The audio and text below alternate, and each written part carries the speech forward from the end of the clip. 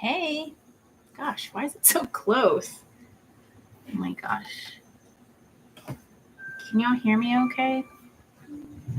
Oh, just a minute. Vanessa, You're live? yes, I asked you to go upstairs.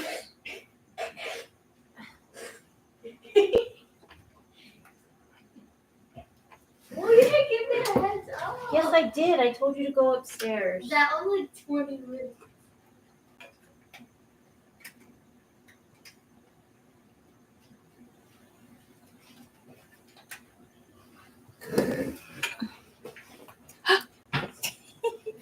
Oh my gosh. All right. So, I'm here, gonna do a live chat. I don't know why I'm so like, camera's in my face. So, let me turn on this light. Okay, is that better? Okay. Wow, that's stark light. Ooh, not very flattering, is it? Okay. Oh my God. Elizabeth is here. Hey, Elizabeth. So I guess y'all heard that. Yeah, my daughter. I told her to go upstairs. So I'm coming on to do a quick little chat. I wish I could get some better light in here, but I'm going to stop messing with it. Actually, I'm going to try to mess with it a little bit more. Let me see. Something that's just kind of been on my heart lately, in my mind, on my heart, is where our mindset is. This is this is not a different setup. I'm still in my kitchen. I don't know. Maybe because, I don't know, I've got everything the same. I had this light over here that was facing me last time, but now it's facing me and it's just too much. Maybe because it's on the other side. But yeah, I'm still in my kitchen. So I guess it's just going to be a little dark today. Scoop back, maybe. Oh, can you hear my cats? Okay, so I did want to talk about like our mindsets, right? And it's kind of been on my heart to talk about this.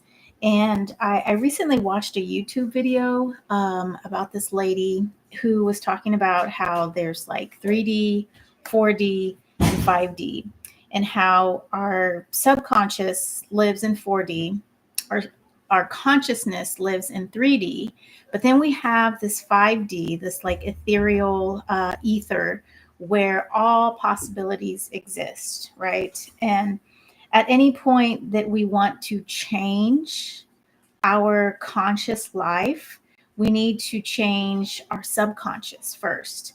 And in order to change our subconscious, we've got to decide where we're going to pull from, right?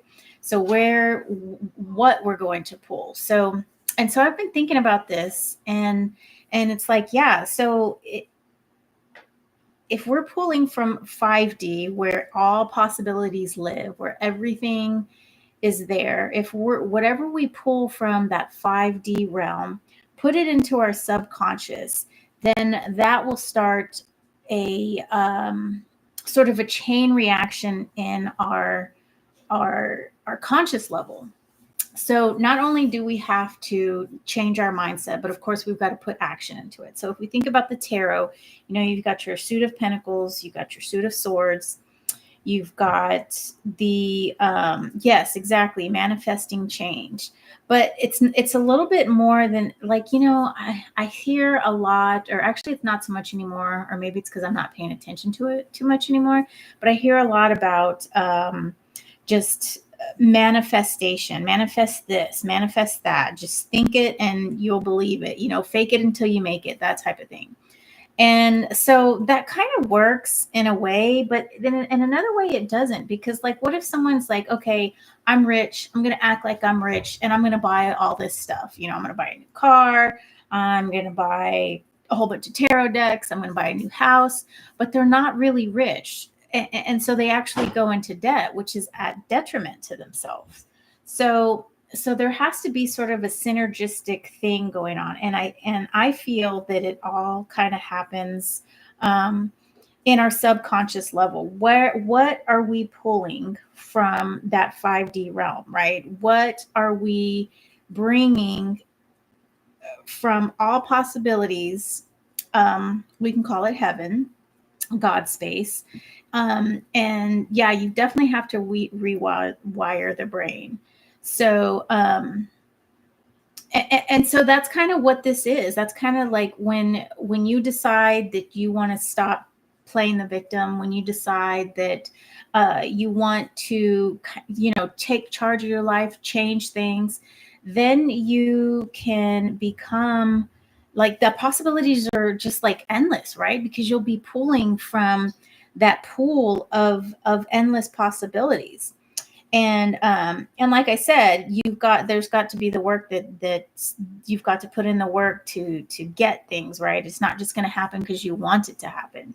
Like, when we're kids, we're like, I'm going to be rich and I'm going to have a house and, all of this stuff, right? We're going to have everything when we're young because our mind hasn't quite been jaded. You know what I mean? So if we can live in that endless possibility world, then we can definitely have whatever it is that we want. Well, you know what? I hope you can hear me because I have my mic all the way over here. Um, oh, okay. I really have to find a way to get everything set up. So before I go live, until someone tells you that you have to live in reality. Okay, thanks, Elizabeth. Sound is good. Yeah. Well, so we do have to live in reality, but a reality is shaped by us, right? So if we're always in that victim mentality where, everything sucks, I'm poor, I don't have enough money, I don't have a good enough job, then that's just where we're going to put ourselves. And if we can change that mindset and just think about live that life that we want to have, or live in the mindset of the life that we want to have, abundance and happiness and joy, and us having everything that we want instead of a mindset of lack, then of course that brings us that's going to shape our reality. And it works, I think, in two folds. I think my parents sometimes inadvertently kill the dreams that kids have. I think so too. And actually, I heard someone say earlier today that they wanted to be a magician, and then their mom was like, "You can't really be a magician because you can't make money." And of course, that's the reality of the thing. But if a kid is just super excited to be a magician, think about David Blaine. Like, he's a magician, right? And he makes like millions of dollars, right? Oh no, someone's here. That's my dog. um and so and so parents do, or people in general, can kind of burst your bubble. I know I was having a conversation with my boss, and I was just so happy, and I'm like, I'm doing just this wonderful job, and I haven't been here that long. And then, oh my goodness, sorry about that, guys. And then she was like, and then she was, we were talking, and she was like, you haven't even proven yourself. You haven't been here you've only been here for 4 months. And I'm like, whoa, like, I thought I did prove myself. So I was kind of living in this fantasy world, and maybe it was my ego maybe kind of got in the way, and I kind of had to take a step back and think about, okay, how am I going to react to this? How do I feel about this? Because a part of me was like, well, okay, I'm just not appreciated here, so I think I'm just going to move on. But what I did instead was I kind of switched. I was like, okay, where do I want to pull from? Do I want to pull from this person of, I know everything, and I have people want me, and people just aren't appreciative of me, or do I want to pull from a place of like, okay, I just need to work a little bit harder. I just need to show what I have. I just need to show my skills a little bit more. And so that's ultimately what I decided, was that I'm not going to pull from that. I'm not appreciated pool. I'm going to pull of, okay, I still have more work to do. So I changed my mindset, right? And that could have gone a very bad way had I not changed my mindset, right? I could have been, I could have mouthed off, or I could have been, fired, or just my boss could have changed her mind and been like, you know what? I don't need a leader like you. I don't need someone who is thinking that, that they're all that, in just 4 months. And so yeah, that was a very powerful shift, because I was deflated. I really was. I went to work the next day and I was just like, wow, like what am I doing? Like this. I was really sad. I really was. And I just and part of me just wanted to just be like, okay, I'm just going to give the bare minimum, because I was working so hard. And I felt like I was really working hard. I was really working hard. I was putting in overtime hours, even though I'm salary. And um and so and so had I not shifted myself, I think I could have put myself in a very dangerous position as far as finances go, right? And so then I thought about that YouTube video of what am I pulling from that endless possibility pool, right? What am I picking and choosing? What Legos am I picking to build my reality? And and so I think that that's really where we have to focus, right? We need to focus on where we're pulling things and bring it down into the 4D, because once we get our subconscious on board, I feel things start to happen in the 3D world. And um and and I want to circle this back to tarot reading, right? And any kind of interpretation.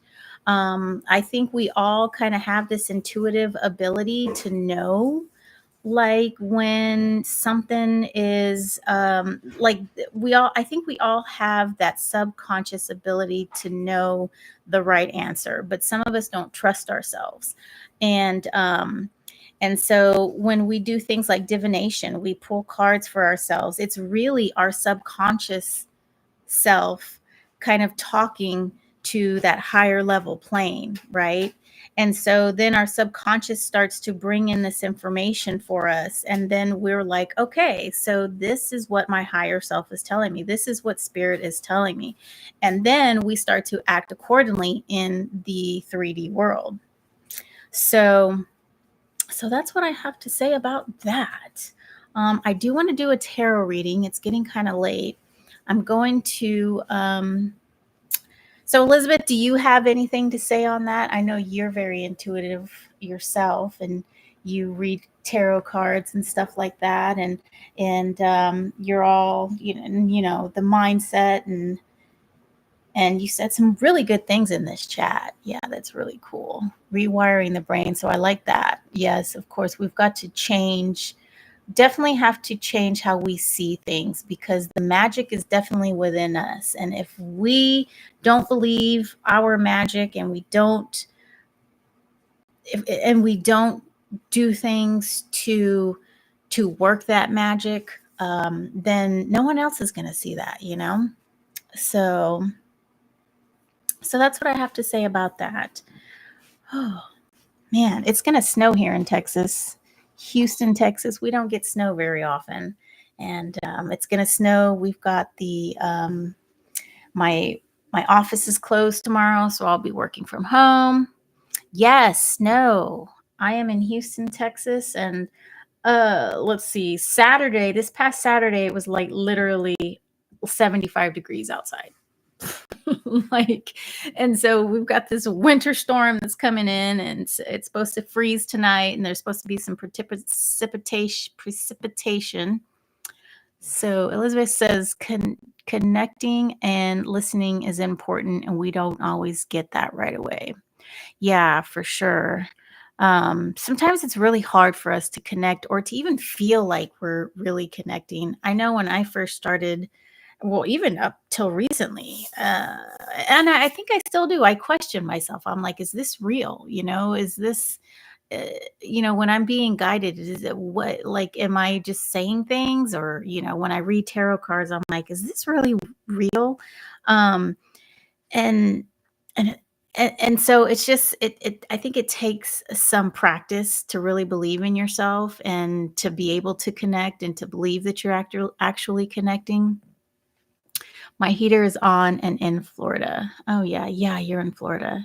It's 44. I think it's 30 degrees, 29 degrees here, 37. How can we have snow if it's not freezing? It's weird. Okay. So yeah, so just know that the magic is within you, and now it's not to say that you can't, you're going to think things into your reality. You definitely have to put in, the thought process. You got to, is it logical? Then you've got to work at it. Then you've got to put in your resources for it. And then, of course, you've got to be passionate about it. So Elizabeth says, but when we are connected to spirit, we get the message faster than someone who isn't in tune with their intuition. Yeah, for sure. We do get the message faster. We understand it a little bit better. We trust ourselves to know that is coming through. I find my emotional intelligence improves when I'm consistent. Yeah, for sure. Yes, it is. As with anything, it takes practice. I'm listening to this audiobook called Mastery by Robert Greene, and he talks about how masters do 10,000 hours at things, and you get to a point where you do things repetitive practice, and your mind starts making these connections, and you get to a point where these things that you're doing are just basically instinct. So it frees up the brain power to start to focus on other things. And so while you're doing these simple tasks and you've mastered these simple tasks, your brain kind of goes on in autopilot, and you're not using that power to do something a little bit more complicated. And so not only can masters' brains work that way, but they also have the intuitive ability to see, 2 or 3 steps further as well. It's a practice. Yeah. You're on chapter 6 of, oh, how do you like that book? Indigenous Continent. Yeah, that's by Pekka. I can't remember his last name. That, I love that book. Oh my goodness. I'll probably listen to it again. I've listened to Homo Sapiens by, oh, what is his name? Robert Duvall. Oh, I think that's the guy who did the audiobook. Oh, it's on the tip of my tongue. Yeah, Homo Sapiens was a good book. And then I also listened to the second book of that too. It wasn't as good as the first book, but I've listened to Homo Sapiens almost 3 times. It was so good. And I can see myself listening to Indigenous Continent again. So for those of y'all that don't know, Indigenous Continent is a really thick book. It's like an 18-hour audiobook.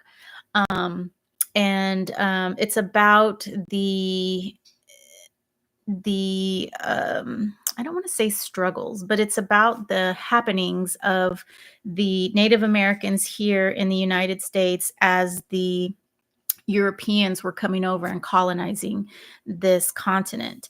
And it doesn't go so much into saying,